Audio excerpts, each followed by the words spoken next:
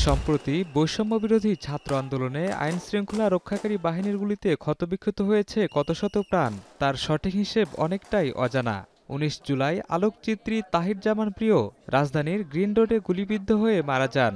তিনি একসময় একটি অনলাইন নিউজ পোর্টালের ভিডিও জার্নালিস্ট হিসেবে কর্মরত ছিলেন। কমলা রঙের যে জামা, আমার কাছে ভিডিও ফুটেজ ছিল, তো ওখান থেকে আমি আসলে আশেপাশের মানুষের সাথে কথা বলা শুরু করি যে আসলে কে মারা গেল।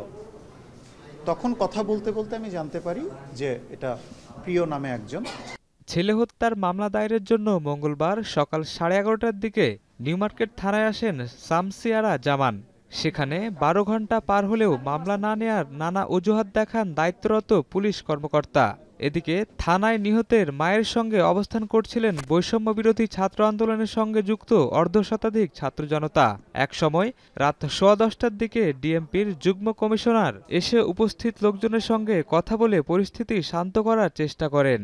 প্রিয়র লাশ পাওয়ার পরে পোস্টমর্টেম করে বাড়িতে পৌঁছাতে লেগেছে 48 ঘন্টা, এবং এখন এই মামলাটি নিতেও সময় লাগলো আসলে সম্পূর্ণ একটি দিনের মতন।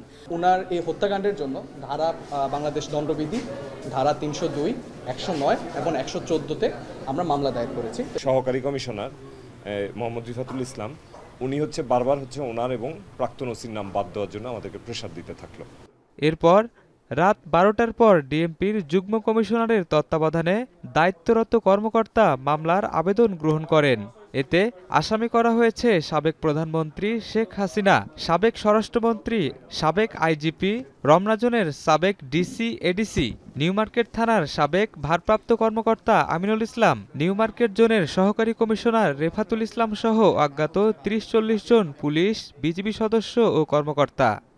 তারা যেভাবে এজাহার করেছে সেই অনুযায়ী যে ধারাগুলো আসে আমরা সেই ধারাগুলো নিয়ে আমরা কোর্ট করে আমরা এজাহার নিলাম এবং আমরা মামলা রুজু করেছি।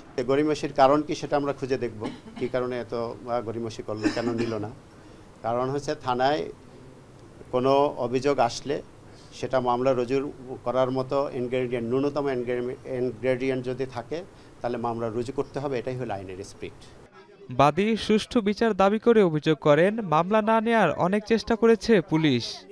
উপদেষ্টারা আছেন, খুব দ্রুত তাদের একটা ব্যবস্থা নেওয়া দরকার যে মামলাটা দিতে পারবো বা সঠিকভাবে আমরা বিচারটা পাবো, এই জন্য একটা আলাদা ট্রাইব্যুনাল করা দরকার।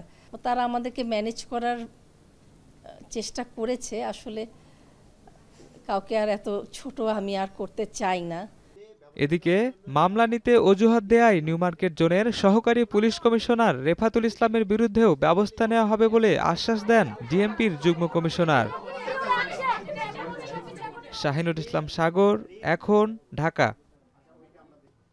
250-টিরও বেশি ডিজাইন অপশন নিয়ে ওয়ালটন স্মার্ট ফ্রিজ, বোঝে আপনার প্রয়োজন।